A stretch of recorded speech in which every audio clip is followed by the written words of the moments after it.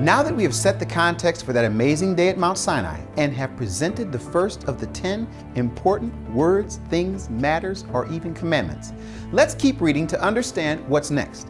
My name is Keith Johnson, and this is the second presentation of our 10-part series, 10 Matters That Still Matter to God. Welcome to Scripture Bites.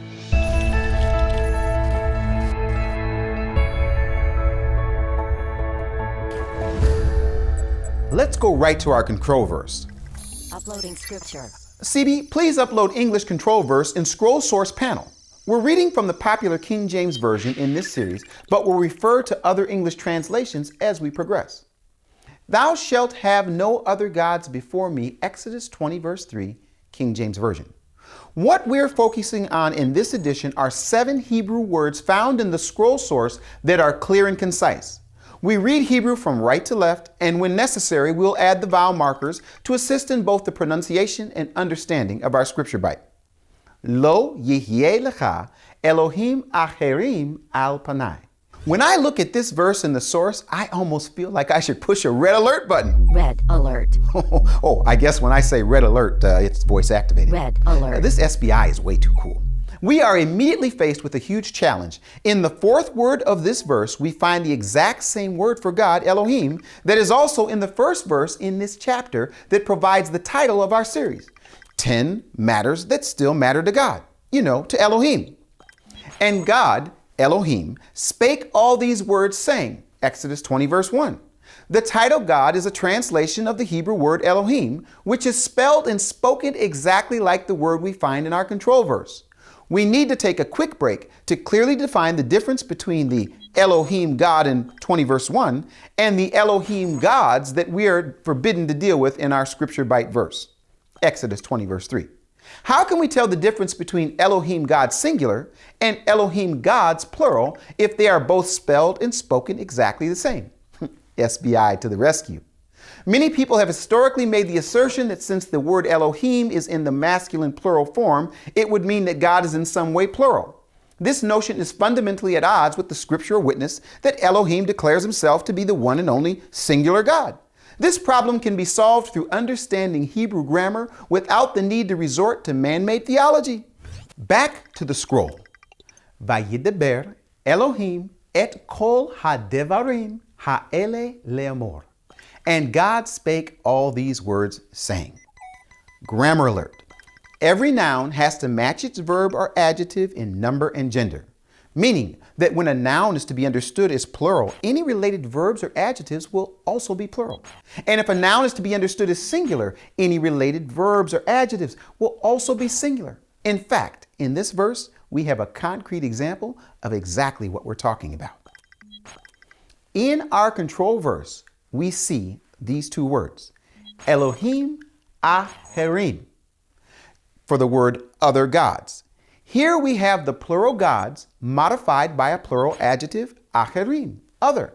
So what is happening with Vayidaber Elohim and God spoke, which looks like a plural noun, Elohim, but is connected to a singular verb, Vayidaber? Somebody say, uh-oh, unless there's an explanation.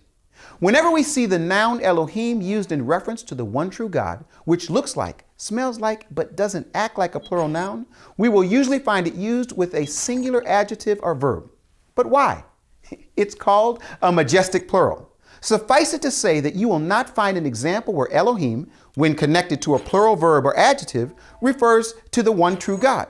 By the same token, when you see Elohim connected to a singular verb or adjective, you can almost always be sure that it's referring to the one true God. Okay, there are a few exceptions. CB, please upload an example of Elohim connected to a singular verb or adjective, but not referring to the one true God. Uploading Exodus, chapter 7, Great. verse 1.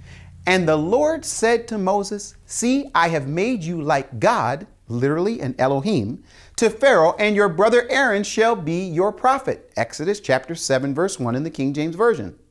On a related note, to do justice to this important topic, and because of how easily folks can get confused about this issue, I probably need to dedicate an entire scripture bite to Genesis chapter 1, verse 26, where it says, let us make man in our image.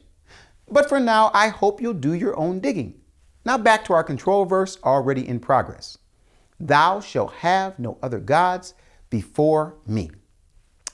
I have to admit, I am not sure what before me means. Does it mean putting these gods in line before God, or does it mean something more like a sense of priority? Maybe it means putting gods in front of him like in his face. Let's take a look at the words the KJV translators saw that determined their translation of before me. Lo yihye laka elohim acharim al panay. One more grammar alert. The last two words are al panay, which is a preposition followed by a noun in the masculine plural construct form with the first common singular suffix meaning of me.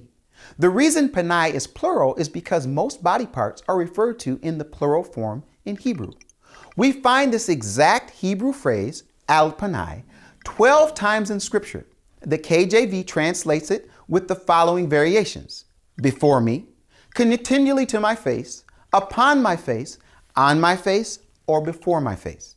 4 of the 5 variations use the word face for Panay, whereas in our verse, they decided to use before me for the same 2 Hebrew words. Okay, what does the verse mean? Let's translate it with the meaning of the original text in mind. You shall have no other gods upon my face. That's the SBV version. Meaning, do not bring, acknowledge, or worship any other gods next to me, in front of me, beside me, or in my face, or for that matter, anywhere in my presence. Now, let's have some fun memorizing the verse in Hebrew. Lo yihye lecha elohim acharim al panay. Okay, nice and slow. Only 7 Hebrew words. The first 3 words mean you shall not have. Lo yihye lecha. The next 2 words mean other gods, elohim acharim. And the final 2 words mean upon my face, al panay. Now that we have those 7 words hidden in our hearts, your homework is to study the verses that will add more context to our scripture bite. The following 3 verses help God's people understand exactly what it looks like to bring, quote, other gods upon his face. Thou shalt not make unto thee any graven image, or any likeness of anything that is in heaven above, or that is in the earth beneath, or that is in the water under the earth. Thou shalt not bow down thyself to them, nor serve them, for I, the Lord thy God, am a jealous God, visiting the iniquity of the fathers upon the children until the 3rd and 4th generation of them that hate me, and shewing mercy unto thousands of them that love me and keep my commandments. Exodus 20, 4-6, King James Version. Well, now that you have the background to the verse that you have in your heart, I am really excited for the next scripture bite. So until next time, go ahead and say it. Keep reading. This is your SBI assistant. Did you enjoy this scripture bite? If so, share it with your friends. Be sure to become a free member at bfainternational.com to download a PDF companion study guide for this edition of Scripture Bites. Visit bfainternational.com today to join the conversation.